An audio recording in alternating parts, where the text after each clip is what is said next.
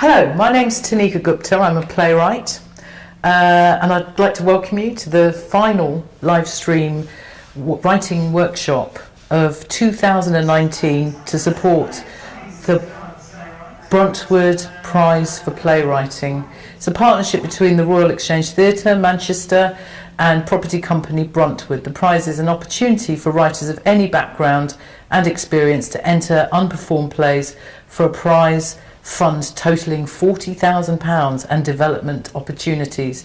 Now, I said this is the last of the live streamed workshop, so you've basically got 2 weeks to hand in your plays, guys. So I think the deadline is the 5th of June at 6 p.m. Is that right? Yes.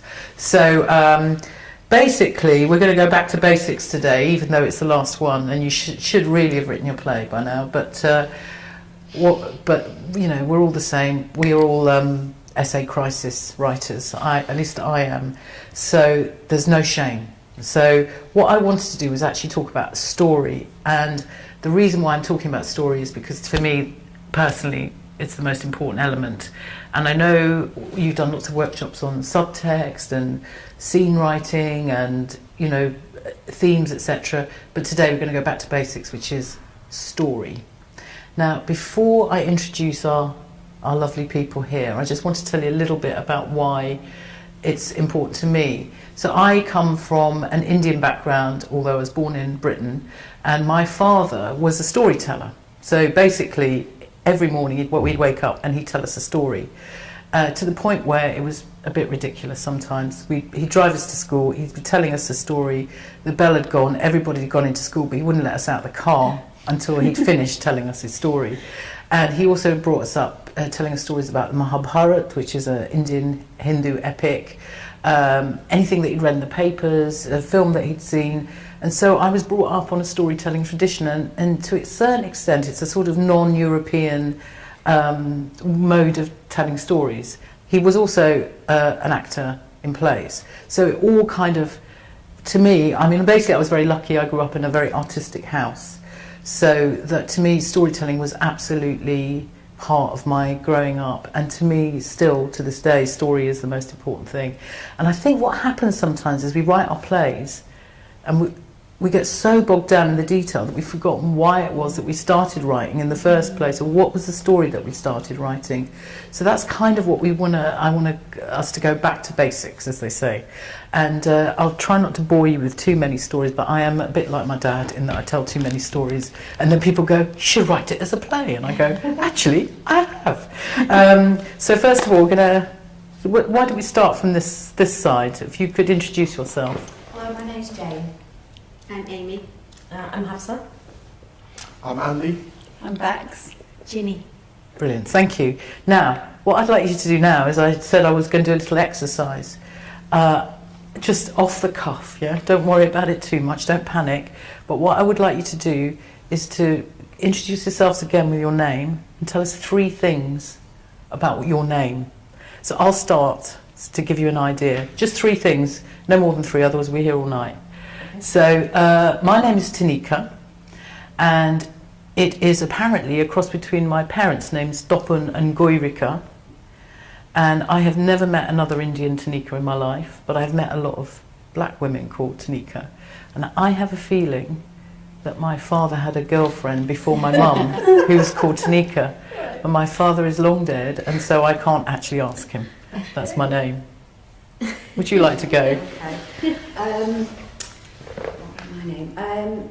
Apparently, according to my mother, the nurses in the hospital named me Jane. They used to call me Lady Jane because I didn't cry very much when I was first born, and they thought I was rather aloof.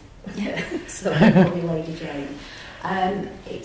My name's spelled with a Y, and I've no idea why, but there are various, after Jane Mansfield, I think perhaps that might have been a name at the time. But I'm not really sure why she chose it with a Y. And the other name, I can't really think of anything else about my name. Oh, I believe in Hebrew it means gift of God. Oh. I believe. I may be completely wrong, but that's what... Doesn't matter, that's what you think. Yeah, I'll brilliant. Thank you. So, my name's Amy, and it's spelled A-M-I-E, which is French for friend, mon ami. I don't know why I have a French name, because my family's not French at all. Oh. The only thing I can think is that they liked the spelling IE, because my brother's called Charlie with IE.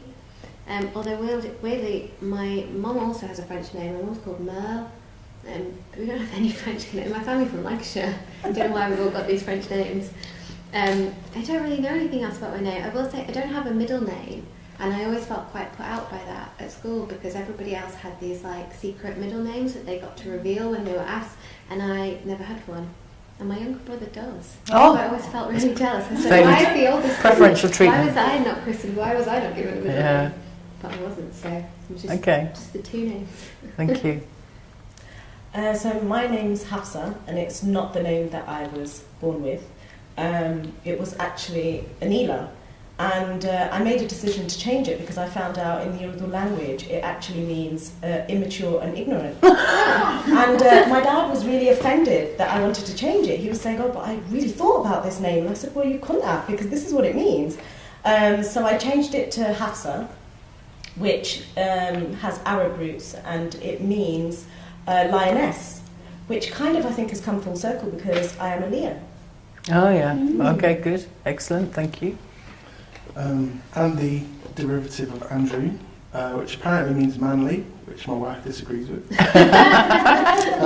No. I'm also a rapper, so I have a nom de plume, which is Testament, which I also use for my writing, theatre writing as well. And Andrew, I just find it boring my whole life. But now there's a famous rapper who calls himself Dave, so I'll maybe reconsider. Okay, thank you. My name's Bex, which is sort of short for Rebecca. Rebecca is spelt like the Hebrew way, so it's Rebekah, but no one ever spells it like that.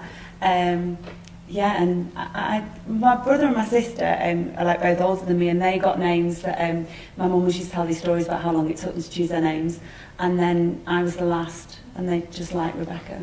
Is the story also got told, so I never really had. They had these amazing things about how my sister's Christina Louise, and it was all about sort of light, and and mine was just they liked the name. Fair enough. Yeah. Yeah. So yeah. Thank you. My name's Ginny, spelled with an I, which I spent my whole life saying it's spelled with an I, not a Y. But I'm named after my auntie, my mum's sister. My name's actually Virginia, which I still feel like I'm in trouble if anyone calls me that. And when I was about 14, I was fed up with it, so I wanted to be called Blue. And my dad still skids me about that. But I wanted to change my name to Blue when I was about 14. But Ginny is all right by me now. Okay, great. Now, who has nicknames here? Does anyone have a nickname?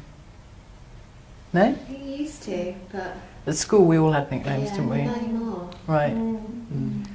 Okay, so in my culture, which is Bengali, we all have a proper name, which is Tanika Gupta, and then we have a nickname that they call us at home. So my name is Dinni at home, and Dinni is actually more, we can explain it a bit better because it's actually a character in a Tagore play. So I think, oh, okay, finally, I've got actually a name that, is from India.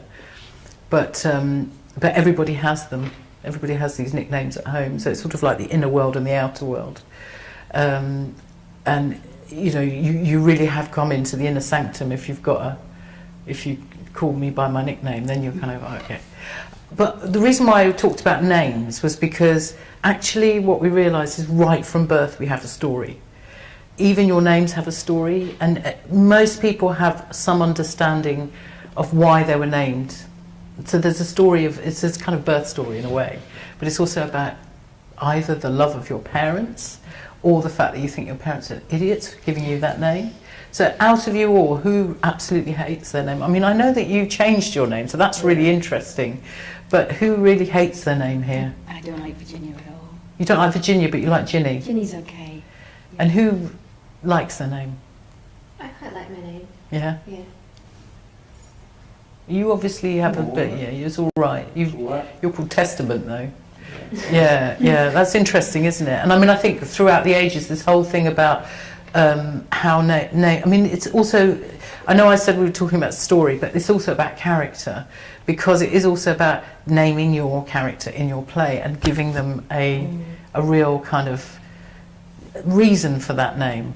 So I often spend ages naming my characters because their character is a story, tells a story, if you see what I mean. And I think of all the, like, basically the Africans who were enslaved, they lost their names, they would get taken away from them. I think of the Jews in Nazi Germany who were, the women were all called Sarah, I think. And the way that when people want to change their identities, they change their names, or if they want to leave behind their parents, they change their surname. Often women who've been abused or had violence against them, they don't want to have anything to do with their husband's name. So it's an interesting thing that it's actually all about identity. But even in that, there's a story. There's a story behind it. So what I wanted to do was just to start off with a little reading that Andy has agreed to do for us, which is probably the most difficult thing to read. But it goes back to for me, the ultimate storyteller, who is Dickens, Charles Dickens. And this is a play. Before you read it, I just wanted to say, this is a book that I read when I was a child called Great Expectations. I think everybody knows the story. It's about Pip, who goes from rags to riches, and he befriends a convict, or would be friends. He meets a convict in a graveyard who later comes back to basically expose himself as his benefactor. He's the one that takes Pip into gentleman's land, sort of thing. And if you think about Dickens, you think about the names of his characters. So they're almost synonymous with things in our modern day language. So, for example, Scrooge. When you think about Scrooge, you talk about somebody who's miserly. When you talk about Uriah Heep, you think of someone who's very humble but actually a little bit dodgy. The great names like Pumblechook, sort of like totally kind of encapsulates a sort of buxom fat man, who drinks too much. Fizzywig, I think there is. So there's lots of different names. But for me as a child, the story that just grabbed me, I don't know why, was the story of Magwitch in Great Expectations. And so if you think this was written in 1861, it was written, I think it came out as in 1860 first in a sort of serialisation form in a magazine, but it was published as a novel in 1861. And Andy is going to read us a little extract from when Magwitch tells his story. Off you go, Andy. Okay. Good luck. Dear boy and Pip's comrade, I am not going to foretell you my life like a song or a storybook, but to give it to you short and handy. I'll put it at once into a mouthful of English. In and out of jail, in and out of jail, in and out of jail. There, you've got it. That's my life, pretty much. Down to such times as I got shipped off, Pip stood my friend. I've been done everything to pretty well, except hanged. I've been locked up as much as a silver tea kettle. I've been carted here and carted there. I've been put out of this town and put out of that town, and stuck in the stocks and whipped and worried and drove. I've no more notion of where I was born than you have, if so much. I first became aware of myself down in Essex, thieving turnips for my living. Someone had run away from me, a man, a tinker, and he took the fire with him and left me very cold. I know my name to be Magwitch, christened Abel. How did I know it? Much as I know the birds' names in the hedges to be chaffinch, sparrow, thrush. I might have thought it was all lies together, only as the birds' names come out true, I suppose mine did. So far as I could find, there weren't a soul about to see young Abel Magwitch, with us little on him as in him. But what caught fright in him, and either drove him off, or took him up. I was took up, to the extent that I regularly growed up, took up. This is the way it was. that when I was a ragged little creature, as much to be pitied as ever I see, not that I looked in the glass, for there weren't many insides of furnished houses known to me, I got the name of being hardened. This is a terrible hardened one, they says to prison visitors picking out me. Maybe said to live in jails, this boy. Then they looked at me and I looked at them, and they measured my head, some of them. They had better measured my stomach.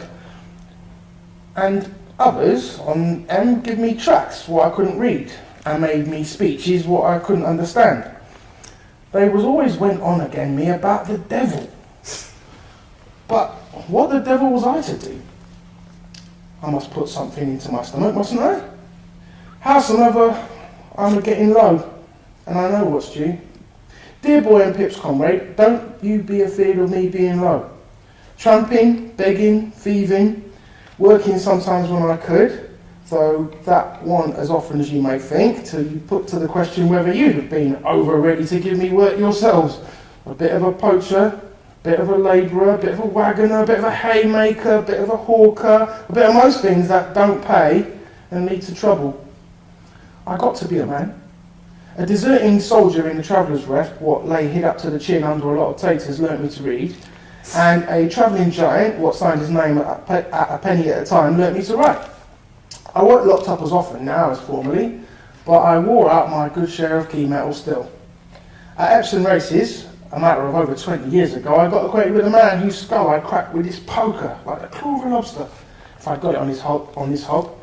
His right name was Compeyson. And that's the man, dear boy, what you see me pounding in the ditch, according to what you truly told your comrade after I was gone last night. Brilliant. Thank you very much. Beautifully read. That is so hard, isn't it? So, just out of interest, from that extract, what did you get? What did you get about the character of Magwitch? That he doesn't have his christened name, so he's chosen or developed a different name somehow. I mean, and the saddest part is when he says, I don't really remember. The first thing I remember was stealing turnips from a field in Essex. I mean, it's quite sad, isn't it? Yeah. But also, what? I mean, does it feel recognisable? I mean, when you hear that, that's written in 1861. Yeah. Yeah. Can you recognise anything about modern society at all? Well, he's an opportunist, isn't he? He's had to survive. And he was written off. Like the thing where he says that from the start people knew that that's what he was going to be, and that kind of thing about young people are still written off. In jail, out of jail, in jail, out of jail. Yeah, that's and my life. You have made assumptions about you already before you have a chance to be who you are. Well, calling him the devil, you know, I can't begin to imagine what that does to a child. Yeah. And he didn't even see himself in the mirror because he didn't actually go into many houses. Yeah. Was there anything from that grabbed you when you were reading it? The thing that really drew me was like, who had left him? Yeah, exactly. And this idea that like this tinker figure had just abandoned this child. Who's this benefactor? Who's this not? He's the opposite of a benefactor. Yeah. And also that he was taught to read and write by, was it a giant? He said who made his living, and then a soldier who taught him to read. Yeah. So it's sort of like. It's a wonderful kind of itinerant existence. And yet this is the man. So basically he goes on after this and says, the first time anyone showed me any kindness was you, Pip, when you gave me some food from your aunt's house or her sister's house. And for that reason he has saved all his money and given it over to Pip to become a gentleman. And to me, that was when I was a child, that was the most romantic story. I don't know if anyone else feels that. And I know that it's one tiny story within the vast sea of a novel, but it feels like that is the kind of meat of the novel. And it's not revealed until quite later on in the novel, because you don't actually know who this guy is until it's revealed. You just think he's a fearsome convict, but you don't hear his story. And then when you hear his story, I just felt, my goodness, that could have happened like last year. That could be a character in jail now. Somebody who's been hardened, someone who's been kind of like victimised and labelled. and abandoned as a child, basically. And I was listening to a programme only the other day about children in care homes and how badly they're treated. So it's sort of like self-fulfilling prophecy in a way. No, obviously not for everyone, but I think it's an amazing story. Have you read it? Yeah. Anyone? Yeah. And it's like part of our kind of, what's the word? Part of our learning of literature. Does anyone else want to add anything to that? And of people. Yeah. Kind of the sign of the times now, what's going on. I think it's a metaphor for now. Yeah. Yeah, there's a reason why it's remained so important and popular as a story. Yeah. Like you say, that there's always things that are relevant in it, especially this idea of people who are poverty-stricken and having a really tough time, being judged and treated badly. But within the story is also about the story of Pip, who is from rags to riches, and then actually goes back to rags again. Not quite rags, but he loses his fortune, but he learns something along the way. So there is a whole character journey through a life, through this chap. And one of the things that I did was I actually adapted this a few years ago because I've always loved this story, and I think that there's something about the immigrant story as well that I love. About it made me think about my parents coming to this country and wanting to buy a Rolls Royce or wanting to make it and wanting to kind of be part of British society, but never quite being able to never quite being accepted. And somehow, and my dad was not Magwitch at all, but there was something about his character which resonated with me, and so I actually did the novel. I adapted it and set it in India, as I do with everything. I set everything in India, and it actually worked. It was, and Magwitch was it was one of my joys, being able to dramatise Magwitch on stage. And so going on from that, so I'm thinking about story and what inspires me. So what I really like to know, just from you, just off the top of your heads, you can shout it out, it's fine. What are the stories of plays? Let's think about plays rather than films or novels that you really like. Is there anything that comes to your mind? Anyone? I just watched All My Sons, which... Yeah? Was that the one at the down in London? Yeah, well, I saw it on the National Theatre. Oh, yeah. But I did really like it, although it's really harrowing. Mm-hmm. But you kind of, you become so engaged with the characters, whether you agree with their decisions or not. Can you tell us the story, or is that like going to be, or we can help you? Of All My Sons? Yeah. Well, I can't remember specific names. No, don't worry. I can't remember names either. Yeah, there's a bloke, there's a woman. It's a family, and they've lived in the same neighbourhood for a long time. And the father had a business making parts in the war, and we find out that his business partner, was in prison because these faulty parts were used, and a lot of people died, and pilots died. We also know that his son has been missing, was a pilot and has been missing for a long time, and the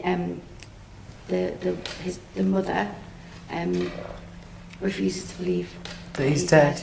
Yeah. And there's another son who is in love with the missing son's girlfriend, and they're in love. And she comes to tell the family that they're going to be together. But in that, it's revealing that that the mother has to accept that the older son is gone. But then she's the daughter of the man who's in prison, and it becomes very complicated because it's about her choices too, whether she believes what's happened to her father. That's beautifully told, isn't it? I've just put her on the spot. That's very good. That's very good. I really loved it. And was it the story that you enjoyed, or what was it? What did you? Was it the characters? I mean, obviously it's everything, but yeah, I think. But there was I think it was 1950s, 1960s America, and but it's just this idea of people with broken hearts. Yeah. And also, I'm interested in writing. Trying to write myself about someone who's missing, and this idea of someone missing, and when do we accept? Yeah. Or when, what happens? I didn't want to spoil anything really, but the older son has gone missing out of choice. He's made a very definite decision. Yeah. And that's what we find out at the end. Yeah. Of the play.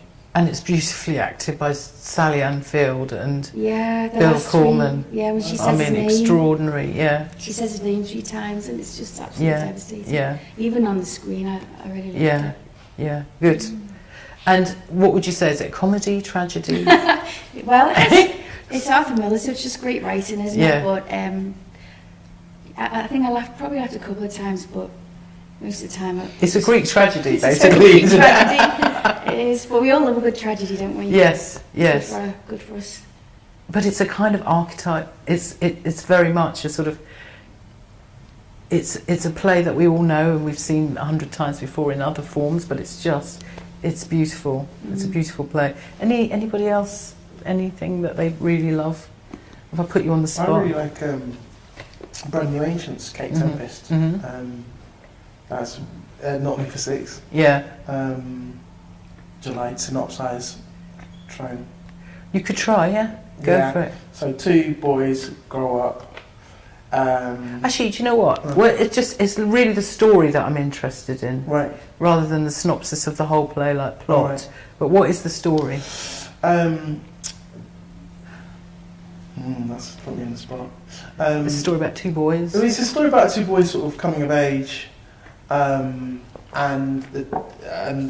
in a bit like Blood Brothers, so one kind of takes a good Yeah, path, and yeah. one, because of socialisation, takes a bad path, and it sort of builds up to this climax where one of the boys, they don't know, they sort of separate, they don't know each other anymore when they're adults, and there's about to be an assault on the good boy's girlfriend as she's shutting up pub from the other boy and his nasty compatriot. And just as they're about, and it's like, will the good boy get there in time to save Gloria, his girlfriend? And he doesn't, but she kicks their asses, and she defends herself. And Wow. it kind of ends Okay, there. okay, great. So it pulls the rug out from Yeah, and it's sort of thematically it's all about Yeah, celebrating everyone yeah. being heroic Yeah, and yeah, divine, yeah, and yeah. everyone has got that in them. But Great, sounds great, doesn't yeah, it? it's nice.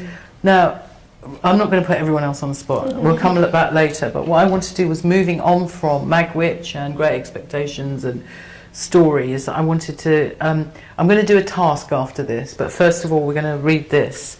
And it's basic, so I'm going to tell you the story before we start. So basically, in the year 2000, a young Pakistani man called Zahid Mubarak was put in Feltham Young Offenders Institute. Now, this is a real thing that happened. And he was imprisoned for stealing, I can't remember exactly, something like 12 or 13 pounds worth of razor blades. And for that, he was given a custodial sentence of about 6 weeks. And he ended up in a cell with a known racist called Robert Stewart. And Robert Stewart had a tattoo of R.I.P. and a swastika on his forehead, and he was a skinhead. So it was very dubious. Why were these 2 boys put in a cell together? And when I say boys, they were young men. They were 18, 19, both of them. And the night before Zahid was due for release, he was beaten to death with a table leg by his cellmate. And then afterwards, they discovered that Robert Stewart had written over 400 racist letters with swastikas all over them to his family, back in Manchester, in fact. And the prison guards never saw them or noticed them or flagged it up. And so I was asked to write a play about this. So basically, it took 5 years for the family to get a public inquiry into his death. And it was called the Mubarak Inquiry, and I was asked by the family and the solicitors to write a play about it. So I did. And it was called Gladiator Games. And again, it's the story. For me, the story was just, I'd never written anything like this before. Usually I just make things up, which is a great way to earn a living. And but this was a real story, and so I had a lot of responsibility to write it properly. And so what they wanted was an inquiry play, and I thought it would be quite interesting to mix it with reality and also dramatisation, which is what I did.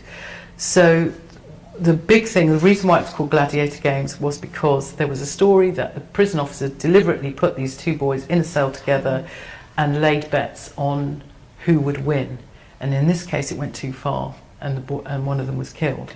But you know, you can imagine the devastation of the family. Their young son, who really didn't commit that much, he shouldn't have been in there in the first place. And of course, there's questions about why are Asians and black prisoners treated worse than white prisoners. Would a white boy have been put in prison for that same crime, etc., etc. So, and it comes on from the interest that I had in Magwitch, actually, that I thought I'd love to write a present day play about this, about the penal system. And of course, it opens a whole can of worms. But so I thought we could read the very first scene of Gladiator Games, and it shouldn't be too long. So to start with, you're going to read. Mm-hmm. You're okay about that? Yeah. So it's just the very first scene. If we could, yeah, is that right? Scene 1. An Asian man in his mid-30s, Imtiaz steps forward and addresses the audience. My name's Imtiaz Amin. Zahid was my eldest brother's son. I'm 10 years older than Zahid. There were lots of things we had in common, like cricket, certain music, dare I say it, gangster rap. Zahid used to play regularly at Vestry Park around the corner from where we live. A group of him and some lads used to congregate there regularly. Start playing with a tennis ball and cricket bat. He was very close to his cousins and had a group of friends. He was very athletic. He did a year on this Prince's Trust Army training thing, and it was confidence building thing. It was just to gear people up for work, people who may suffer from like low esteem and motivational problems, whatever. And it was very military orientated. Zahid wanted to go into the army. He also used to help his dad working on his car, doing up the Cosworth. Loved that car, he did. He had a sense of humour, always joking with us, made us smile. But he got into trouble. Ended up serving a short custodial sentence of 90 days at Feltham for stealing £6 worth of razor blades and interfering with a car. Nobody understood why he got sent down for what he did. It was a shock. 2 barristers step forward. Dyers, closing submissions on behalf of the Magwitch family. It is absolutely true that no one could have forecast with mathematical certainty that on the 20th of March 2000, Robert Stewart would club to death Zahid in cell 38 at Feltham, Swallowing. But how far does this truly absolve the prison service, especially when one considers the obvious risks that Stewart presented? Giffen, counsel for the Zahid Mubarak inquiry. Closing statements. I pose the question, a disaster waiting to happen or a prisoner who did not stand out? There seems to have been a radical disconnection between the perception of Stewart and the risks which he posed. The submissions which the prison service now makes to you come very close indeed to saying that in terms of handling, nothing really went wrong in this case, and Zahid's murder was a dreadful but essentially random occurrence. In simple terms, what do we think might happen when we lock up a dangerous, severely mentally disordered, psychopathic racist in a cell for 20 plus hours with a young Asian who is in prison for the first time? The opportunities to avert this tragedy lie scattered across the prison records and in the collective knowledge of Stewart that the prison service had gained over his criminal career. There is, I think, for the Mubarak family at the end of these hearings, no simple answer to the question, how did this happen? There are questions as to whether some witnesses have told the truth to this inquiry. You will also have to decide how far the question of racial discrimination and the effectiveness or ineffectiveness of the prison system and of Feltham in dealing with racism at this time enters into the equation.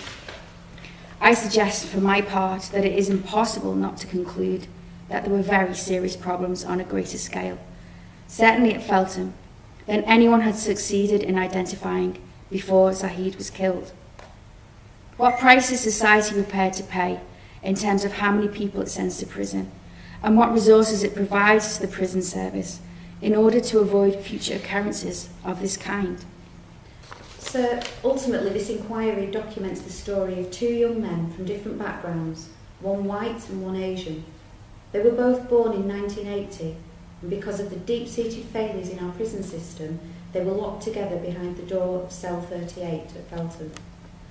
On a March night in 2000, Robert Stewart, who was known to the prison service to be violent, dangerous and a racist, clubbed Zaid to death with a table leg while Zaid slept. The family want to say that the murder of Zaid Magwitch was a terrible injustice. His family believes that it is one which in differing ways affects us all. As Dr. Martin Luther King once wrote from a cell in another prison, injustice anywhere is a threat for justice everywhere. We are caught in an inescapable network of mutuality, tied in a single garment of destiny. What affects one directly affects all indirectly. This was a murder that could and should have been prevented. As such, it is part of the story of our troubled times. Brilliant, thank you. Very well read. You make barristers. So the reason why I wanted to read that was really just to say the story grabbed me. And what you do with the story is ultimately up to you. I mean, each one of us could write that play and it would be different, but the story would remain the same. And it depends on what angle you want to take with the story. And that's what's really important, to know what your point of view is. So, for example, somebody might want to write the play from the point of view of a racist, you know, to kind of try and unpick who Robert Stewart was or is. For me, I wanted to tell the story from the family's point of view, because I felt with inquiry plays, often what ends up happening is that you have exactly that. You have lots of posh barristers standing up making speeches. So that is it's almost like I've set the story out in the very first scene, and then we go into the dramatisation. But I think for me, the reason why I wanted that read out was to show you that actually it's often, as long as you're clear about what the story is that you want to tell, it does make writing the play a little less difficult. I'm not going to say easy, it's never easy, but it's that you have a path. You kind of know what the beginning, middle and end will be, or maybe you don't know what the middle will be, but you know where it's going to end, so that you have a kind of framework. And I'm not one of those people that would say you have to write every single scene out and know exactly what you want to do in each, but to have a general idea of why it is that you want to write that play. So what we're going to do is we're going to go to the first task, and we're going to take a little 5-minute break just to get our writers all writing here as well, and for you at home as well. Thank you very much.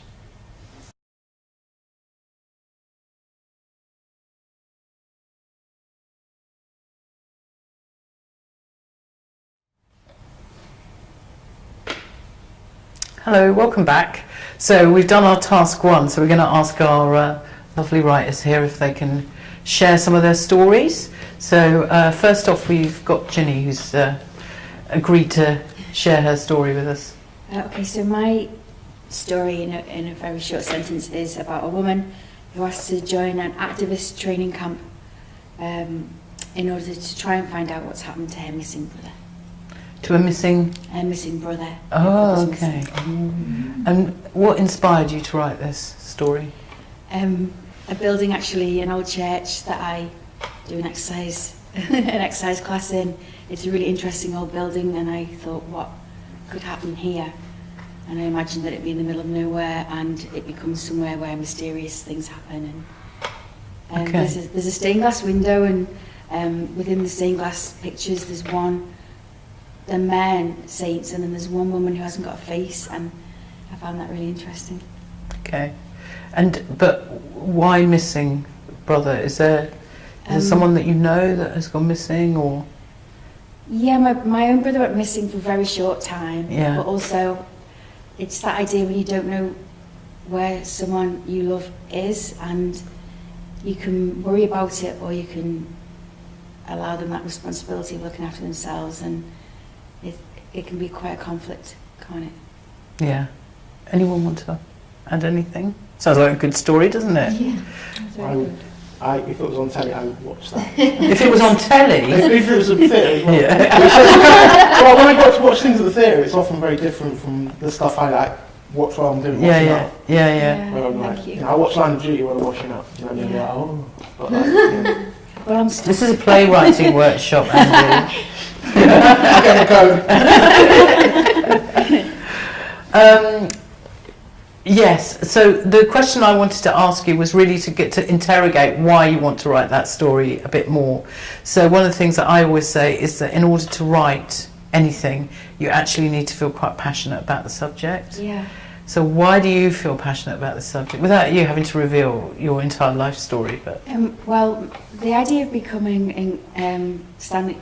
involved in an organisation and gradually becoming more and more intertwined with the views of an organisation, I find interesting, because sometimes I coast through life and don't really pay attention, and then get worked up about something when perhaps it's a bit late. yeah, And I wonder what this idea of us actually becoming sort of activists that do things make a difference. My mum's really active in different organisations, and I find that really inspiring. But at the moment, I feel like I'm just trying to get on with my life a lot. So it's just that conflict again of what do we, what happens when we start to care about something? Do we do anything about it? And if we do, does it change us as a person? And if we change as a person, does the outcome of our own lives change? that's very clear. And do you have a point of view? Do you have a particular character whose story it is? Well, I keep changing my mind as to what the organisation is about.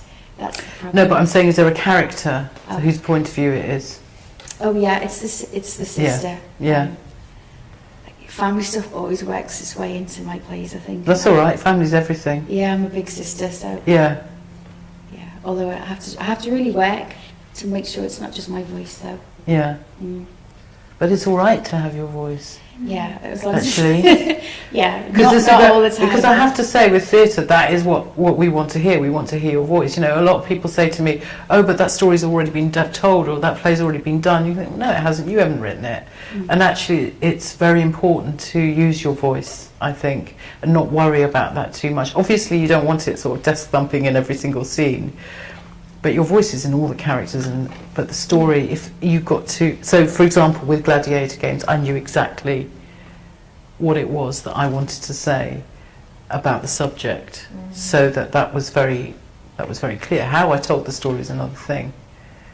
Brilliant, thank you very much. Would you like to go next? Yeah. So it's a story about a man who is asked to take a St George's flag out of his work van because it's against company policy, but that actually that sets him on a path to being groomed by the far right.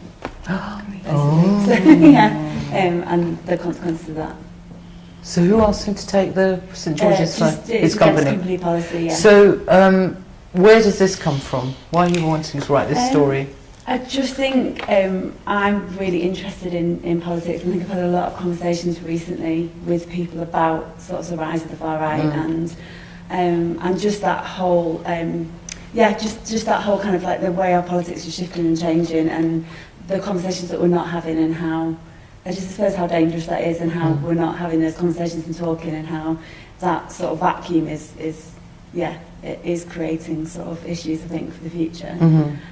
So I kind of wanted to look at it, but not kind of look at it from like a point of view of someone who is that hard and that's their view, but how easy it is to be groomed by that kind of thing. Also as well, someone recently told me that at least a third of the cases now are coming from youth groups and youth leaders who are grooming young white males like from the far right. So I just found that really interesting as well, really. So I kind of wanted to look at that, I suppose, really. Yeah. And anyone got any questions? Yeah. It's brilliant. Hopefully it'll work. But yeah. So this is my question for your story, which is, whose point of view is it? So I think it's from the guy who gets asked to take the guy who drives the white van, basically. And so how do you prevent the play from becoming a kind of exposition on right-wingism? I mean, it's sort of like, that problem that, when people start out, they want to write about the rise of the fascists or the right wing, and then basically what you end up having on the stage is a lot of racism on stage, and it's very alienating for for a non-white audience, for example. So Yeah. how do you, because that's not obviously what you want to do. Yeah, I think that is the I suppose, It's a challenge, yeah, isn't it? the challenge, yeah, and also, but I think as well, sort of looking at everything else around that and why, looking at those deep issues of why he is attracted to those things and kind of looking at that and him not seeing. So I think that's probably why I didn't want to write about someone who actually believes that's, you know, that he goes to and tries to find those people, but the idea that he gets swept up in it because he's got all of these other issues, like sort of that he has lost his business in the past and all of those kind of things. So it's almost like that human element of someone who, and then almost I think kind of getting to a point where by the time he realises what he's in, he doesn't want to be it anymore. There was a story recently about someone who went to Hope Not Hate because they were in a far right group, and they he became an informant because they were talking about committing a really serious crime. And I just found that really interesting, that idea that actually when you realise what you're in, suddenly you don't want to be in it, and how you can get swept along with it, I suppose, really. But I think as well, just using, I thought about using the myth of St George instead of, so rather than using any kind of sort of right-wing tropes or that kind of stuff, but using that story about St George and then just telling that story, and kind of almost not having any of that. Because I think we know what right-wing people believe, you know, we know what those kind of sort of tropes are, and not using those. I think is more powerful as well. Let's just chuck milkshake over everyone. She will be pasteurised. Sounds like a great story, but my alarm bells ring because I immediately think you've got quite a challenge as a writer to make sure that it isn't, you know, just one-sided. And that's why often with these, you know, I think of plays by people like Roy Williams or even Hanif Qureshi's My Beautiful Laundrette. It often was about friendship between a white man and a black man, and actually that was quite an interesting way of presenting the story, so that you know what your story is actually about, but it's about how you make sure that the message that comes across is the one that you want. Yeah. As opposed to, oh my God, why are all these racists sitting in my theatre watching this? Like, not that that's what you would do. It's like, you know, it's a lot to grapple with, and to a certain extent, that's what happened when I with Gladiator Games. I actually wanted to show Robert Stewart, so we had an actor playing Robert Stewart, and I think there's something about racists and fascists that people are fascinated by. They love watching them. So you have to be very careful that you kind of build a wall around it almost. I'm not saying that you shouldn't represent them at all. Of course you should, but as a writer you have a responsibility to know that they don't take over your story. Yeah. So that for me, when I wrote about Robert Stewart, it was actually about his mental health problems rather than glorifying his, because I think there's a danger that sometimes you can tip over into that without meaning to at all. But great. Sorry, I didn't mean to do that. Great story, but lots to think about. But very current as well.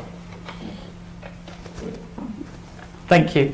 Right, Andy, it's your turn. It's the same story. It's almost the same. It's another story about someone being radicalised by the far right. Oh my goodness! It's a story We've got a about thing today. It's a story about a stand-up comedian at an off-season holiday park in East Yorkshire, who, after some things happened to him and some things happened to his son, etc., he's a non-PC sort of Jim Davison style. This is not a sentence, is it? But it's a story of a stand-up comedian at Holiday Park who begins to believe in white genocide, which leads to tragedy. Right. When you say white genocide, do you mean genocide of non-white people or? No, he thinks that white people is going to be replaced. I see. Right. Yeah, sorry. Yeah. Therefore, you know, the far right call it white genocide. Right. They think everyone's going to be right in Britain. Yeah. Which of them? Yeah. Okay. And so what happens in your? I mean, where does your story begin and end? So I think it starts off. We see quite a lot of his stand-up. Yeah. And we see it deteriorate. So there's a lot of discomfort that happens, and there's also like a hip hop duo get brought into the holiday park to make it hip. I've taught at Butlins, for example. It happens. Don't you dare judge me. But yeah, so that brings into conflict in terms of work, but there's other conflicts going on as well. So we do hear from the other characters who are trying to go, what's going on? And we just see his contradictions and trying to hold himself together. Yeah, it's written because friends that I've grown up with are now far-right people. Really? And one of them runs a YouTube channel which just spouts garbage. Oh my goodness me. He's got a lot of subscribers and makes his money off it. Yeah, and interestingly, it is a very current problem. I mean, look at the times that we're living in. Okay, well that sounds fascinating. Have you? By the way, I wanted to ask you, have you got titles for these? Do you know what you're going to call them? You don't have to. I'm just interested. Mine was provisionally the area. The area, okay. Because of the grey area. Yeah. He's gone missing in an area. Yeah. Good. Have you got? No, you don't. You don't have to. Don't worry. Mine was going to be a quote from Powell's Rivers of Blood, the whip hand. So in 20 years' time, the black man will have the whip hand over them. But I think I'm going to call it off-season instead. Yeah. These stories, though, theatrically they'd be very different, wouldn't they? I mean, thematically they might be quite similar, but theatrically, you know, you can see they'd be completely different, and that's why they'd still be both. Exactly. My point exactly. That we could all come up with the same story. Or if I was to send you all off to write this play, you would always all come back with different versions of it. And actually, they would all of them equally be valid because and that's why I'm saying you mustn't be worried about your voice because we actually want to hear your voice. That's why when you get to my age, you become this very opinionated, old battle axe. If you don't agree with me, I'll write a play about it. Thank you so much. Brilliant. Right. Okay, so this story is about a 40-ish-year-old Indian man from Sanam who, before the partition of 1947, decides to join the Indian Army under the British Raj without telling his family. And he meets this other 40-year-old woman who has left her marriage. And it's a dialogue between the two, which actually spans 70 years. And you know, that they are related in a way. And it explores the ideas of belonging, you know, and also about family expectations and what is home, really. That's the kind of... Yeah. Okay, that sounds fascinating. Yeah. Where is it set? It's set in Sanam, India. Well, actually, there isn't a place of where it's set. Okay. He happens to be from Sanam in India, which is where actually my great uncle was from. Right. And it's his story. Right. All that we ever knew about him was that he had joined the army, didn't tell anybody, and had died on European soil somewhere. But actually, I was on my way to France last year on an expedition exploring World War I contribution from the Commonwealth and the Muslim contribution, 400,000 soldiers that had fought in the war. And I said to the tour guide, "Oh, my great uncle fought in the war, but we know nothing about him. You know, all we knew is that he died on European soil somewhere." And she said, "Well, put his name into the War Graves Commission record." I was like, "It's not going to be in there. I've just come from seeing these unmarked graves everywhere, you know, these mass graves, and he was serving in World War II. It's not going to be in there." I put his name in, and 200 entries came up. 18th one down, I found him. Wow. So you got to write that story. That's what Sounds I'm writing. brilliant. Yeah, and he didn't die on European soil, actually. He's buried in Basra, Iraq. So immediately it started making me think of lots of questions. Basra, Iraq, yeah. Wow. What were they doing there? It's a great story, isn't it? I'll go and see that play. Have you written it yet? I'm writing it right now. And so, 5th of June? Yeah. Fingers crossed. Yeah. But initially it's a conversation between himself and this woman. Yeah. And this whole idea of the pressure that we get from all over you know, one from our own families as well, but also this internalised colonisation that is going on as well. Yeah, Cool, sounds fantastic. Anyone got any questions? I just was really taken by like Basra because it's in the news. Yeah, yeah. And it has a What was it different- doing there? It has a different spin Yeah, now in yeah. the 2000s, etc.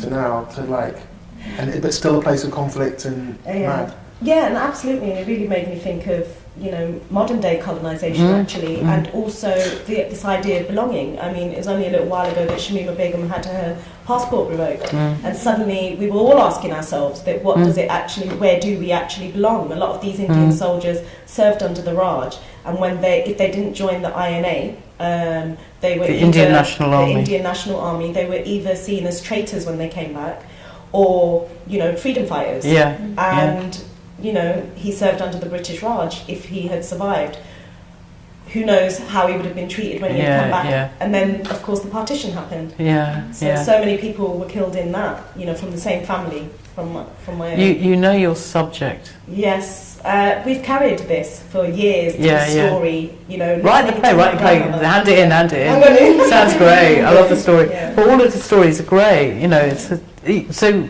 thank you. Would you like to? Yes. So my story is about a young woman who runs away from home and gets taken in by an older woman who's very charismatic, very powerful, but it slowly turns out is essentially the leader of a small doomsday cult. And they're preparing. I just see it set in like a suburban house. It's not like on a farm in the middle of. It's like a very sort of mundane thing from the outside, but they're preparing for the end of the world, which I think is going to happen on a certain date. It then doesn't. The world doesn't end on this certain date, but the members of the cult all stay within this place, making justifications and reasons for why they're staying, and it all gets a bit violent and unhealthy. And it's an idea that's sort of, you know, one of those ideas for a play that you know you want to write, but you've got the other plays, so it's one that's just in the background. And what has made you want to write this story? Because I'm very fascinated by why people why we believe what we believe, and why we continue to believe it even if we're presented with evidence to the contrary. Yeah. And why also we can continue to believe in things that are actually harmful to ourselves. Yeah. Like, I've been in a situation where I trusted in someone and believed in something that actually in the end really damaged me. Yeah. And why didn't I listen to the Yeah. voices that were Yeah. telling me it was wrong, and like at an earlier point? So I wanted to kind of be an exploration of that, how you can lose yourself in beliefs and other people's beliefs. And Yeah. yeah. Wow. This sounds quite scary as well. Yeah, I can imagine it probably get a bit. But also it's very current again, isn't it? Because it's that thing of like people following like lambs or sheep, you know, sort of like following this sort of weird ideals. And somebody was telling me only last night, you know, this 5G stuff, it's going to fry our brains, and they're going to be able to control our minds, and you know, all that kind of stuff. And I was thinking that's a bit mad. And then I thought, God, imagine if they can. Imagine if they could do that. Well, they will. Won't Yeah, they? yeah. I feel like that's kind of inevitable. Yes. It's a matter of time, And not isn't too it? far off. Yeah. Yeah, it's just a matter of when. Brilliant. Thank you very much. Thank you. Last but not least, Jane.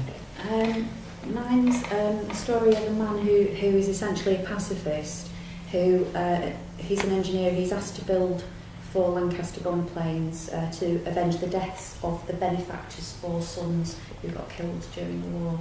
Oh, right. And it's based on a true story. It's my grandfather. Okay. And it's something that I've been wanting to write for a long time. And I've not got a huge amount of sort of physical evidence, just what my mum tells me, and what I remember from what my grandma used to tell me about what happened with my granddad during the war. And I just feel under a bit of a time limit at the minute because mum's getting a lot older. Yeah. And he's not as good as it is, so I feel like I need to get this written down Yes. very quickly. And is it a story that you heard a lot when you were growing up? Yeah, very much. So you've always been, it's all been Yeah. always been part of your. And it's always been a bit of a bittersweet story, that because my grandfather, and it's something that haunted sort of my mum a little bit as well. During the war, my grandfather, he got a white feather in the post because he wasn't in the army. And what people didn't know is that he tried to join up and he got refused on medical grounds. Right, So they lived in a village in Wales, and that's how he ended up in Manchester, because they shipped him off here to become an engineer to Right. munitions. Yeah. But he didn't tell anybody. And say he got this white feather in the post, and that haunted him, and it haunted my mum. Yeah. But then he was asked that they had this very well-to-do lady. She lost 4 of her sons. They're all pilots, and she gifted some money to the munitions factory, and he was in charge of building these 4 Lancaster bombs, and that never sat right with him, because his opinion apparently was that it's tragic that these 4 men have died, but he's being asked to build machines to be sent over to kill young men. Wow. So, yeah, Interesting that she gave money to the munitions factory and not to hospital, for example. So it's also about looking at the future of, if you're going to, is it revenge, or is it, if you're going to avenge the deaths, again, could she not have used that money for something else? And did she not realise that, that there were soldiers over there, pilots over there, same age as her sons? I suppose it's easy for me to say that now, however many years after the war. I suppose at the time it's completely different. But I also don't know whether I would set this during the war, because I've never written a historical play before, so I wondered whether I could just use the themes of this and set it now. Yeah, why not? To look at, Absolutely. Being asked to do something. I mean, in a sense, when we're starting with All My Sons, it's kind of similar territory, isn't it? I mean, it is also all that thing about what do people do in war, and how do they, and same with your story as well, is the morals of the morality of the people who are involved in war, and the choices that they have to make. And actually, interestingly, in all 3 cases there, it's about men, and it's about manliness, and men who go to war, and men who fight, and why do they fight, and all the rest of it. So there's limitless possibilities with your story. It sounds great, and what I like about it as well, as particularly, is it's rooted in something that you really believe in, and I think that's often the way forward. I'm not saying that you should only write plays about your life, because quite frankly I would run out of things quite quickly, but there's something that you can identify with, even if it's about fear and hatred and disgust against the right. It's like that's enough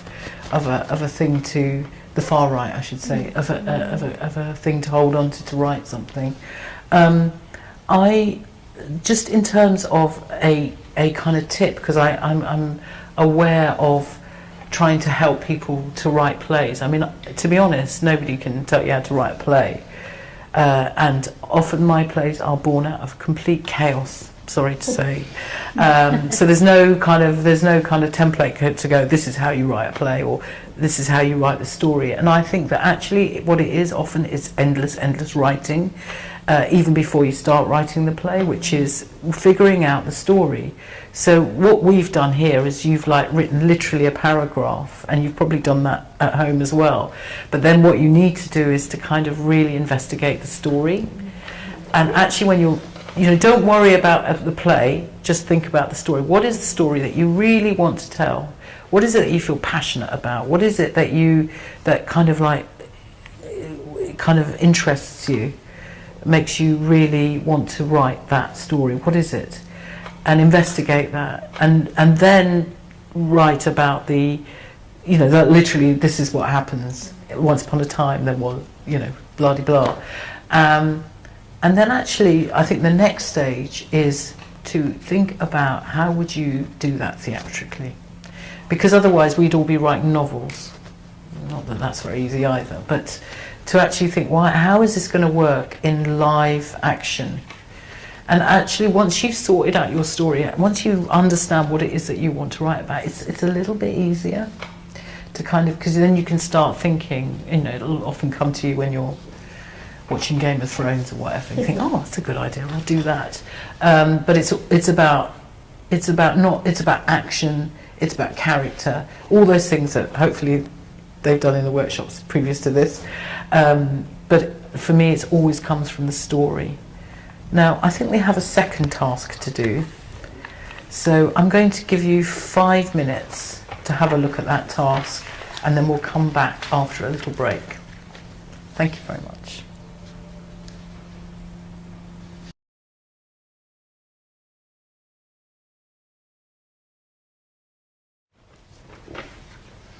Welcome back. I hope you've done your task. Actually, you probably haven't, because it takes more than 5 minutes to write all the ideas of the story. So we're not actually going to go there with our group, because we'll be here all night otherwise. But I do think it's a good idea to actually write out in more detail what your story is. And just to be clear, I think the story is different from the plot. So the plot is actually what happens next. But the story is the kind of the bigger picture. So what I wanted to do now is, the reason why you might get confused, we've had a little swapping of seats here, because we have a scribe at the end who's going to write down a little small workshop we're going to do for about 15 minutes, maybe less. So this is a thing called the big idea. It's called the big idea, and basically it's also to help you come up with ideas for stories, but also of themes. So if you wouldn't mind standing at the, don't do it in green, do it in black. It's on the, I think they're there on the flip chart thing. So what I need you to do is to, everyone just call out, it's call out whatever you want, and you're going to try and write them down. You might have to go slowly for it. So what we're looking at is big ideas of the day. So anything that is current. So it could be poverty, it could be climate change, it could be whatever. And we're going to try and write them up on the board and see how we go. You can use different colours actually. I don't know why I was being so dictatorial about not green. Whatever you want. Okay, so shall I start? Shall I say climate change? Yeah. We're not supposed to call it change anymore. We're supposed to call it climate. Climate. Emergency. Crisis. Oh God, I've started off on a jet. You're right. Place enough importance on it, so we have to call it climate crisis. Now, can you see that over there, or should we get a thicker pen? Okay, brilliant. Fake news. Fake news, yeah. How about poverty?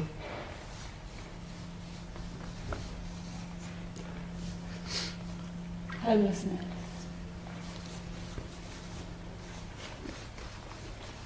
Excuse my spelling if it's wrong. Abortion laws. Yeah.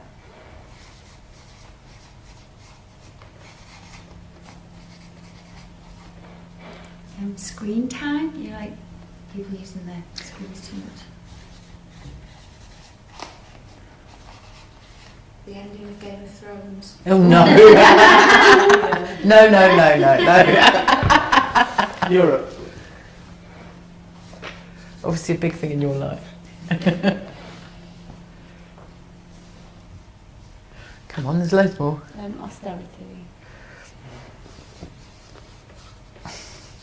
Do you put the B word in there? Brexit. Immigration.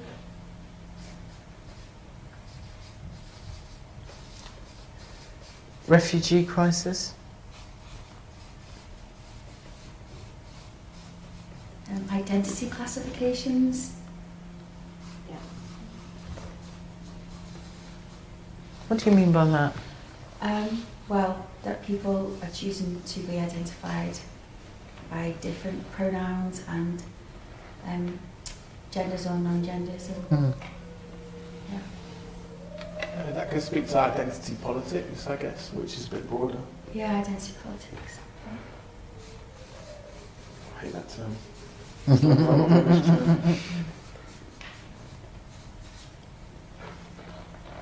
Literacy.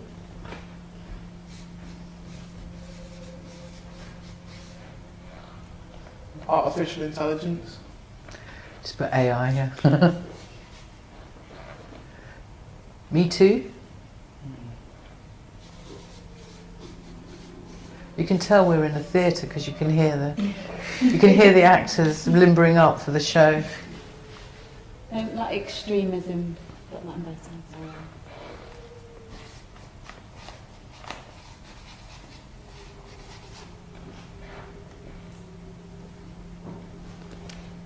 NHS, also have to do with the... NHS, yes. Social media. Oh, screen time,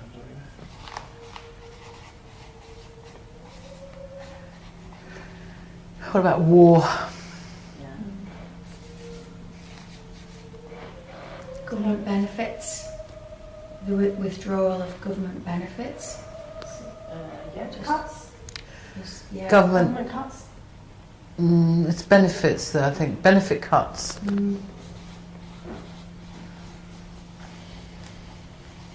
Accessibility, the rights of people with disabilities. I had the big Accessibility. accessibility. Accessibility. Yeah. Racism. Growth of the far right. We've had it here already.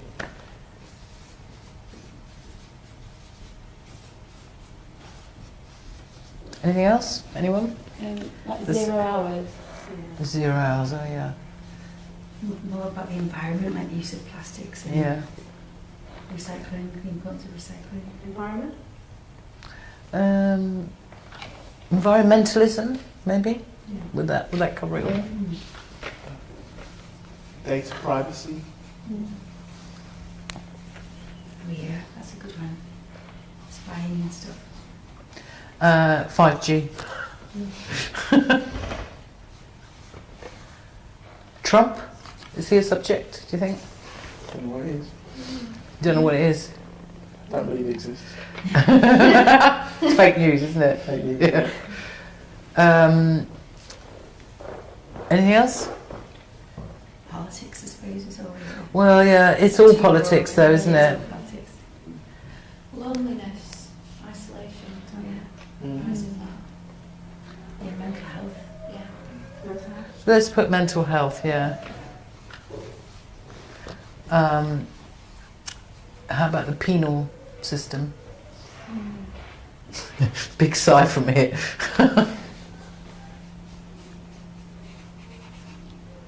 Black Lives Matter?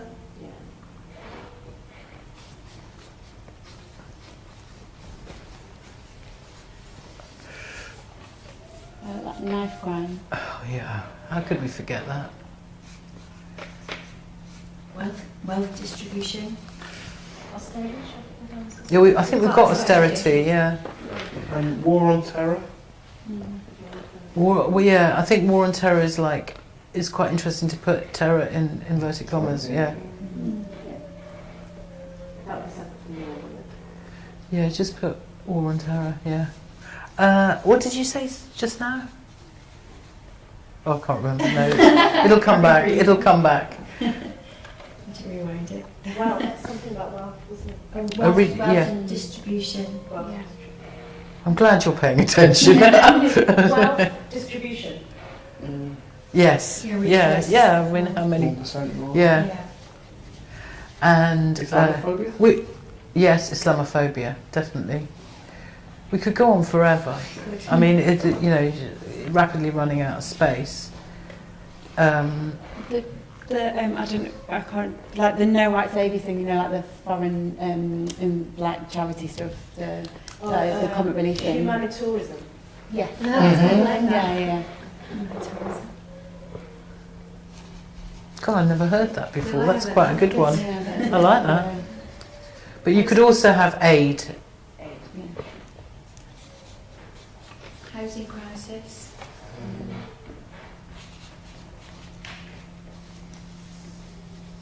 I mean, what about sort of, this is something that's come up again in, the whole climate crisis thing about what is it that we're giving to our young. So I suppose it would be like the legacy to our young or to the young. Generational, I suppose, isn't it? I know we've had abortion rights, but what about just feminism and women's rights? More Yeah. generally? What was that one, sorry? Feminism, women's rights, equality. Versus sexism. Child abuse. God, it's getting really grim now, isn't it? Feminism, white in brackets as well. White in brackets. Yeah. Okay, yeah, why not? And what was the other one? Child abuse. Just make things really cheerful. They're doing West Side Story here. So I'm trying to work out if that's Maria. One last one. Decolonisation. Yeah? Thank you very much. Beautifully written. I mean, there's loads more, and I'm sure people at home are shouting, "You've forgotten this! You've forgotten that!" Generally, when I do this exercise, it goes on for about half an hour, and we fill loads and loads of sheets of paper, and then everyone gets really depressed at the end of it. Yes, yes. So what I would like to ask you, just if you look at those things there, what do you think any of those things are in the plays that you're writing? Yeah. Yeah? So what would you, Andy, I'm going to put you on the spot, what would you say out of those? I would say definitely racism. There is element of feminism, especially in relation to toxic masculinity, mental health, Brexit, stuff to do with social media.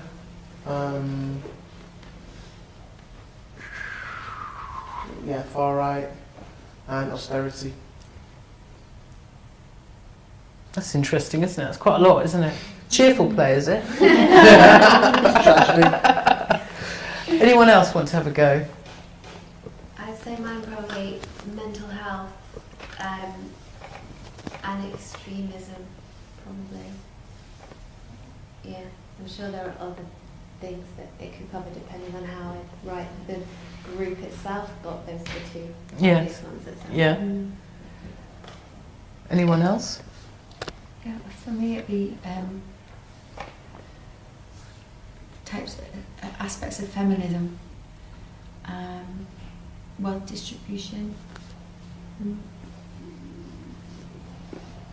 I mean, one of the reasons why I like doing this exercise is that actually to be aware that, you know, writing a story for a play isn't just about the story, because behind the story there's other things there that interest all of us, and some things interest some of us more than others. But and it's interesting when we talked about feminism, you immediately put white in brackets, which kind of like is a completely, that's kind of a very different play. It's equal, you know, it's interesting, but it's your point of view, which is also fascinating. We want to see that play just as well as we want to see the white feminism play as well. So I think that what's interesting about all these issues is that we don't even realise that they're in our plays until you actually sit. And there's nothing wrong with analysing your work before you even write a single word and going, what is it that I'm really trying to talk about here? So, for example, going back to Gladiator Games again, there was the penal system, there was racism, there was poverty. The drugs isn't up there, but there was also a whole thing about drugs. There was literacy, you know, because a lot of those boys in the prison couldn't read and write. There was about benefit cuts. There was, you know, all those different things were within the story. And now I'm not saying that I sat down and wrote a list of all the terrible things that were in the play, but I think what I'm saying is that you have to be aware that, and to allow it, that all plays are political. Even if, I'm not saying that they should all be Marxist socialist plays, but they've all got to have, they have to say something about the world that we're living in, basically. And that's what makes it interesting, because you're thinking about writing a play that's going to have a live audience, and they're going to sit in the theatre, they're going to hopefully pay for the tickets, and you're going to entertain them. And so it's not that you just want to preach to the converted, but you want to tell an interesting story, that's about something in the world. And it doesn't matter if it's set 70 years ago, as long as it tells us something about where we are now, who we are. It's all those questions, yet again. Why are we here? What are we doing here? But hopefully in an entertaining fashion, with a couple of jokes, why not?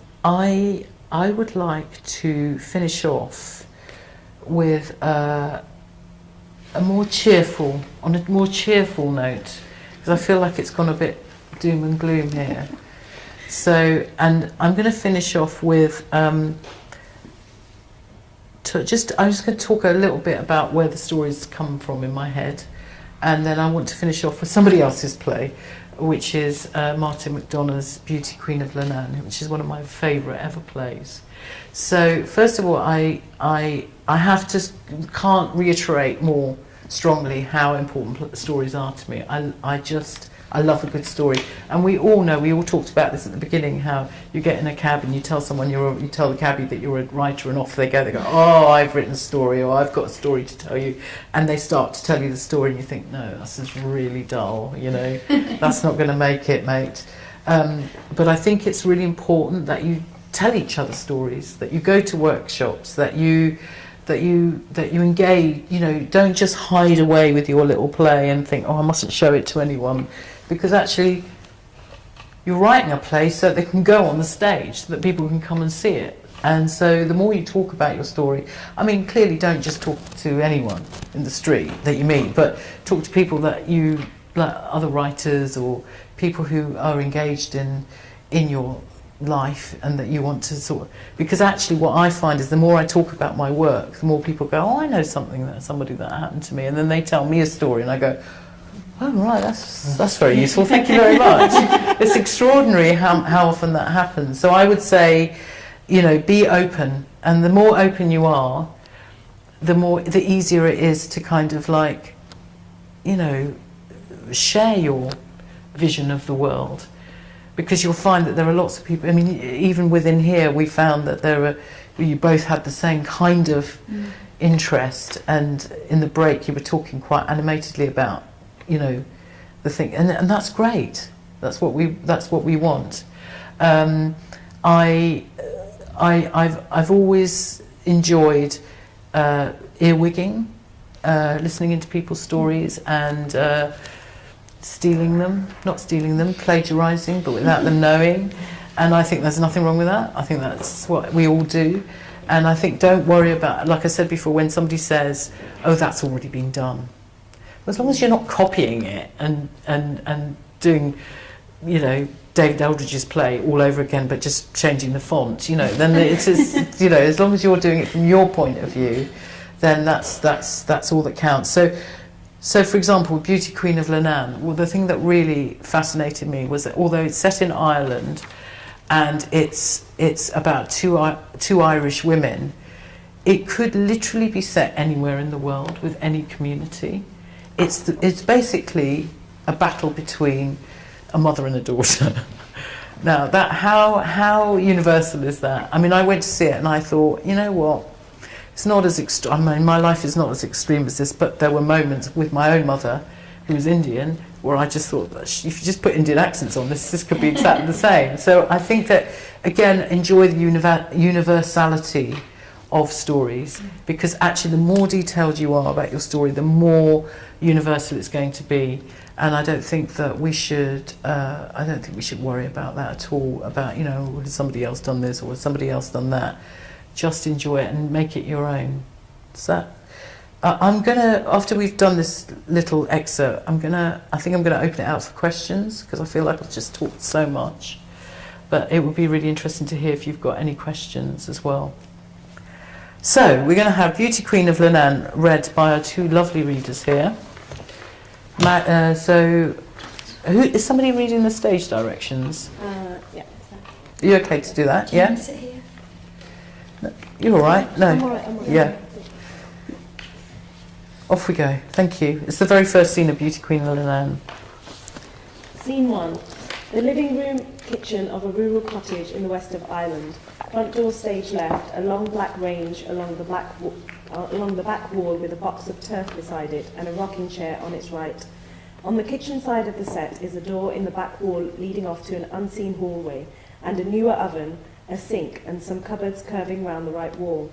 There is a window with an inner ledge above the sink in the right wall looking out onto fields, a dinner table with 2 chairs just right of centre, a small TV down left, an electric kettle and a radio on one of the kitchen cupboards, a crucifix and a framed picture of John and Robert Kennedy on the wall above the range, a heavy black poker beside the range, and a touristy-looking embroidered tea towel hanging further along the back wall, bearing the inscription, "May you be half an hour in heaven afore the devil knows you're dead."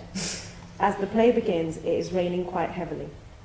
Mag Folan, a stoutish woman in her early 70s with short, tightly permed grey hair and a mouth that gapes slightly, is sitting in the rocking chair, staring off into space. Her left hand is somewhat more shriveled and red than her right. The front door opens and her daughter, Maureen, a plain, slim woman of about 40, enters carrying shopping and goes through to the kitchen. Wet, Maureen? Of course wet. No. Takes her coat off sighing and starts putting the shopping away. I did take my complan. So you can get it yourself, so. I can, although lumpy it was, Maureen. Well, can I help lumpy? No. Write to the Complan people if so, if it's lumpy. You do make the complan nice and smooth, not a lump at all, not a comrade or a lump. You don't give it a good enough stir is what you don't do. I gave it a good enough stir and there were still lumps. You probably poured the water in too fast, sir. What it says on the box, you're supposed to ease it in. That's where you do go wrong. Have another go tonight for yourself and you'll see. And the hot water too I do be scared of. Scared I may scold myself. Maureen gives her a slight look. I do be scared, Maureen. I'd be scared, what if my hands shook and I was to pour it over my hands, and with you at Mary Pender's, then what would I be? You're just a hypochondriac is what you are. I'd be lying on the floor and I'm not a hypochondriac. You are too, and everybody knows that you are. Full well. Don't I have a urine infection if I'm such a hypochondriac? I can't see how a urine infection prevents you pouring a mug of Complan or tidying up the house a bit when I'm away. It wouldn't kill you. My bad back. Your bad back. And my bad hand. Mag holds up her shriveled hand for a second. Feck. I'll get you Complan, so if it's such a big job. From now until doomsday. The one thing I ask you to do. Do you see Annette or Margot coming pouring you Complan or buying your old cod and butter sauce for the week? No. No, it's right, you don't. And carrying it up that hill. And still I'm not appreciated. You are appreciated, Maureen. I'm not appreciated. I'll give my complan another go so, and give it a good stir for myself. Ah, forget your Complan. I'm expected to do everything else. I suppose that one on top of it won't hurt. Just a blessed feckin' skivvy is all I'm thought of. You're not, Maureen. Maureen slams a couple of cupboard doors after finishing with the shopping and sits at the table, after dragging its chair back loudly. My porridge, Maureen, I haven't had. Will you be getting? No, in a minute, Maureen. Have a rest for yourself. But Maureen has already jumped up, stomped angrily back to the kitchen, and started preparing the porridge as noisily as she can. Will we have the radio on for ourselves? Maureen bangs an angry finger at the radio's on switch. It takes a couple of swipes before it comes on loudly, through static, a nasally male voice singing in Gaelic. The dedication Annette and Margot sent, we still haven't heard. I wonder what's keeping it. If they sent a dedication at all, they only said they did. Is there a smell off this sink now, I'm wondering? No. I hope there's not now. No smell is there at all, Maureen. I do promise now. Is the radio a bit in loud there, Maureen? A bit in loud, is it? Nothing on it anyway. It's an old fella singing nonsense. Isn't it you wanted it set for that old station? Only for Cayley time and for what you call. It's too late to go complaining now. Not for nonsense did I want it set. It isn't nonsense anyways. Isn't it Irish? Sounds like nonsense to me. Why can't they just speak English like everybody? Why should they speak English? To know what they're saying. What country are you living in? Eh? What country are you living in? Galway. Not what county. Oh, Island you're living in. Ireland. So why should you be speaking English in Ireland? I don't know why. It's Irish you should be speaking in Ireland. It is. Eh? Eh? Speaking English in Ireland. Except where would Irish get you going for a job in England? Nowhere. Well, isn't that the crux of the matter? Is it, Maureen? If it wasn't for the English stealing our language and our land and our God knows what, wouldn't it be we wouldn't need to go over there begging for jobs and for handouts? Suppose that's the crux of the matter. It is the crux of the matter. Except America too. What except America too? If it was to America you had to go begging for handouts, it isn't Irish would be any good to you, it would be English. Isn't that the same crux of the same matter? I don't know if it is or it isn't. Bringing up kids to think all they'll ever be good for is begging handouts from the English and the Yanks. That's the self-same crux. I suppose. Of course you suppose, because it's true. If I had to go begging for handouts anywhere, I'd rather beg for them in America than England, because in America it does be more sunny anyways. Or is that just something they say that the weather is more sunny, Maureen? Or is that a lie now? Maureen spucks the porridge out and hands it to Meg, speaking as she does so. You're old and you're stupid and you don't know what you're talking about. Now shut up and eat your old porridge. My mug of tea, you forgot. Maureen goes back to wash the pan in the sink. Meg glances at the porridge, then turns back to her. My mug of tea, you forgot. Maureen clutches the edges of the sink and lowers her head, exasperated, then quietly, with visible self-control, fills the kettle to make her mother's tea. Mag speaks while slowly eating. Did you meet anybody on your travels, Maureen? Oh no, not on a day like today. Although you don't say hello to people as your trouble, Maureen. Although some people it would be better not to say hello to. The fella up and murdered that poor old woman in Dublin and he didn't even know her. The news that story was on, did you hear of it? Strangled and didn't even know her. That's a fella it would be better not to talk to. That's a fella it would be better to outright avoid. Sure, that sounds exactly the type of fella I would like to meet, and then bring him home to meet you if he likes murdering old women. That's not a nice thing to say, Maureen. Is it not now? Sure, why would he be coming all this way out from Dublin? He'd just be going out of his way. For the pleasure of me company he'd come. Killing you would just be a bonus for him. Killing you, I bet he first would be. I could live with that so long as I was sure he'd be clobbering you soon after. If he clobbered you with a big axe or something and took your old head off and spat in your neck, I wouldn't mind at all going first. Oh no, I'd enjoy it, I would. No more old complan to get, no more old porridge to get, and no more... No sugar in this, Maureen. You forgot. Go and get me some. Maureen stares at her a moment and then takes the tea, brings it to the sink and pours it away, goes back to Mag, grabs her half-eaten porridge, returns to the kitchen, scrapes it out into the bin, leaves the bowl in the sink and exits into the hallway, giving Mag a dirty look on the way and closing the door behind her. Mag stares grumpily out into space. Blackout. Brilliant, thank you. Thank you very much. Now, who knows this play? Do you know this play, anyone? Has nobody seen it? I've read it, but a really long time ago. Yeah. Loved Okay. it, but- So I have to be very careful. I don't know whether to spoiler. Anyway, from having just read that first scene, have you any idea what the story is? Quite a disgruntled daughter who's putting up with a lot from her mum. Yeah. So it's written by Martin McDonnagh. Does everyone know his writing? Yeah. So he wrote. Well, he's written quite a few plays, but he's.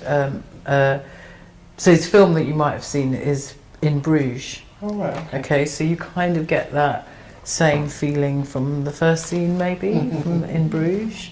There's ultimately, the story is about relationship between mother and a daughter. But what is it about that relationship, do you think, that makes it? What do you think the story is? I think it's mum's pushing the daughter, but really pushing her. And if thinking about In Bruges, Martin McDonnagh, I'd say she's probably on her way to offing mum or getting somebody to do it for her. And why do you think? Where do you get that idea from? Apart from In Bruges, but what? Which is a bit of a kind of.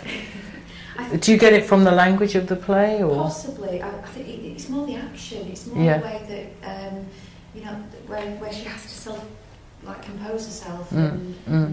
And trust me, I know that feeling. Yeah. You know where We all know that feeling. Yeah. To absolutely. Yeah. Especially if it's unrelenting. Yeah. This is what's happening day in, day out. Yeah. It's the straw that broke the camel's back. Yeah. At some point she's going to snap. And what's going to happen? Who's she going to lash out at? And where is the play set? Well, it's rural Ireland as well, so they are quite isolated. Where do you get the idea that it's rural Ireland? Oh well, they said it at the beginning, didn't they? But then also they have to walk to get things and things Yeah. get sent, and they're not sure if they've been. And what The language as well. They have to tune the Yeah. radio to like. Yeah. Yeah. You just get And what's the weather like outside? raining. baptismal. Yeah. Yeah. And what's that smell off the sink? Is that was that something? I feel like the mum's done, because it says that she says it defensively no, so Yeah. it's almost like it's going to turn out that actually she's put something Did down she the sink. win this thing? Yeah, exactly. Thank you. Thank you. Yes, yeah. And there's a big prop in there somewhere that's mentioned.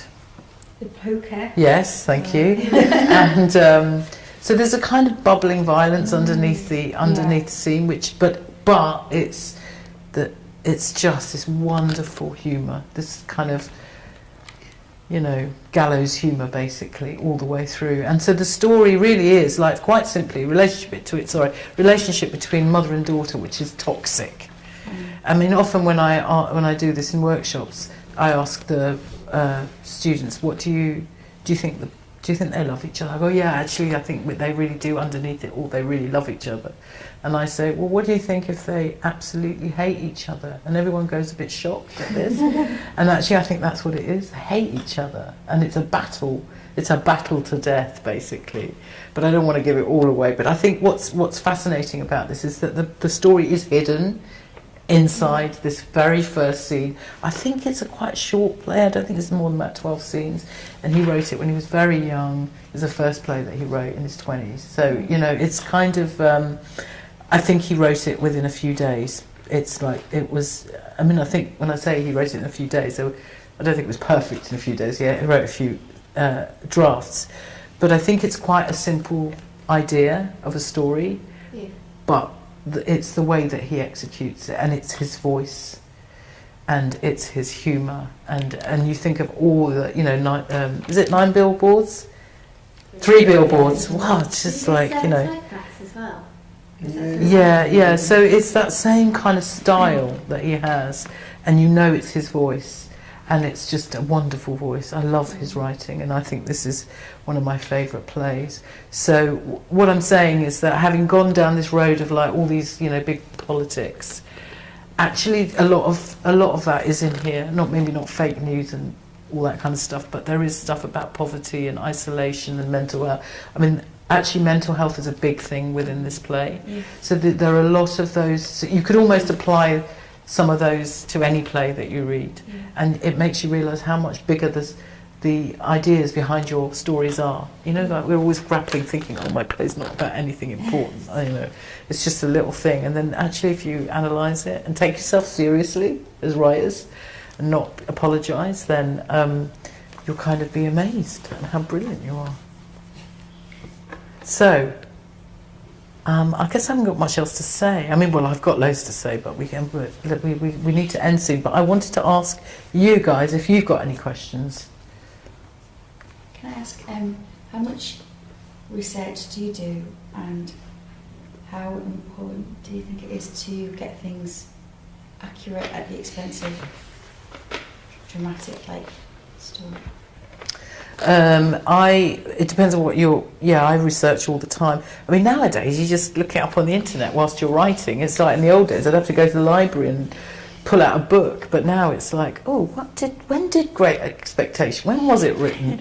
Oh yes, 1861, so it's sort of but I think that if you're writing something that's based on facts, so for example with Gladiator Games, I absolutely had to do a lot of research, and the problem is, where does the research end, and where, and how much of it do you put in your play? If you get too obsessed with the research, you end up writing an academic PhD rather than a play.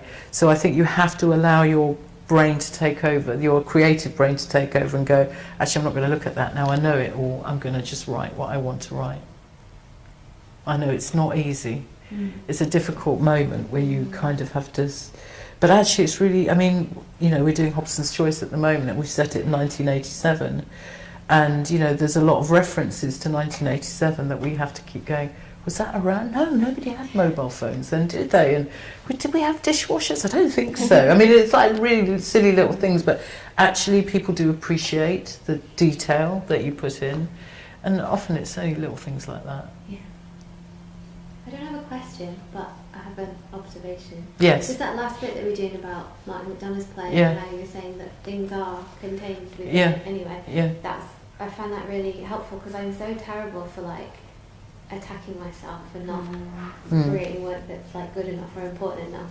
Like the play that I'm writing at the moment is quite an idiosyncratic story, and because it doesn't appear to me to be about any big political issue, I'm forever doubting that it's got any worth in the telling of it. So that was a nice thing to pick up on, that it will have, it does have, those things are in there.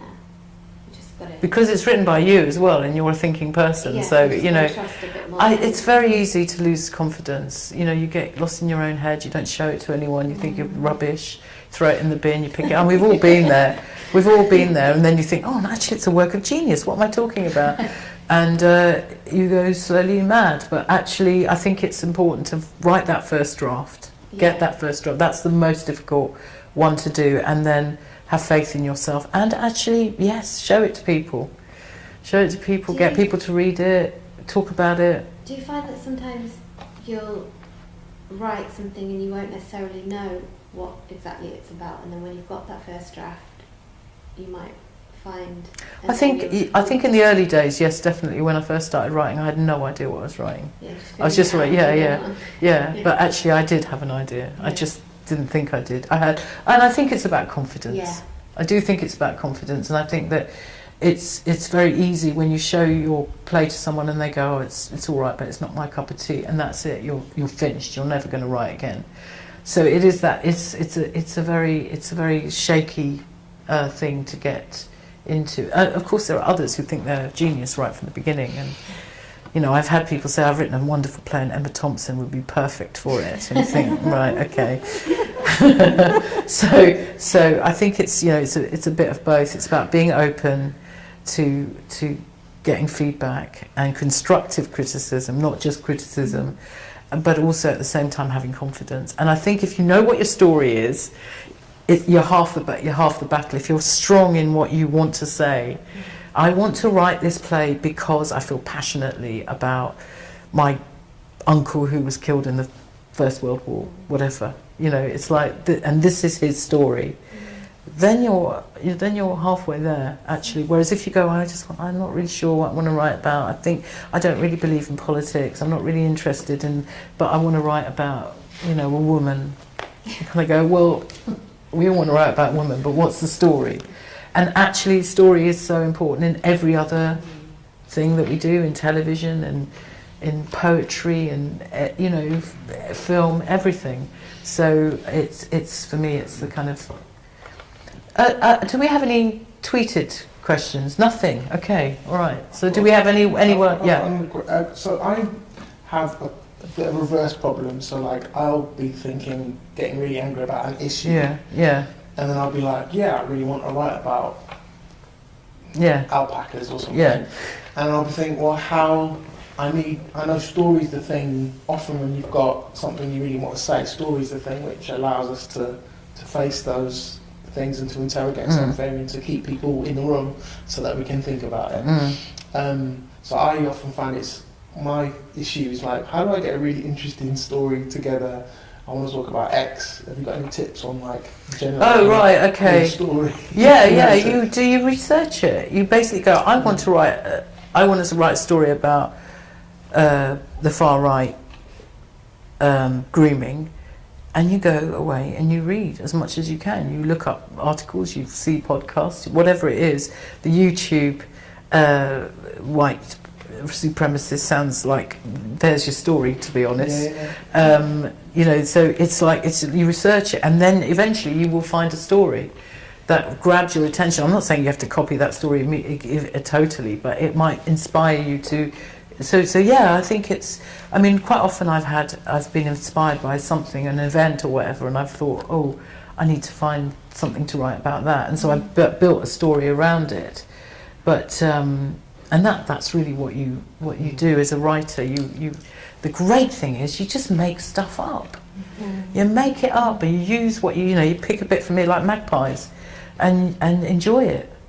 So how does that work when you're writing like from your own like family history Yeah. and things, you know, how far removed from. Yeah, that's quite Truth, difficult because yeah. I think what happens, it's like research. Yeah. You kind of have so much research and you're so worried about dissing your relative or saying, talking about anything that you would think might be it.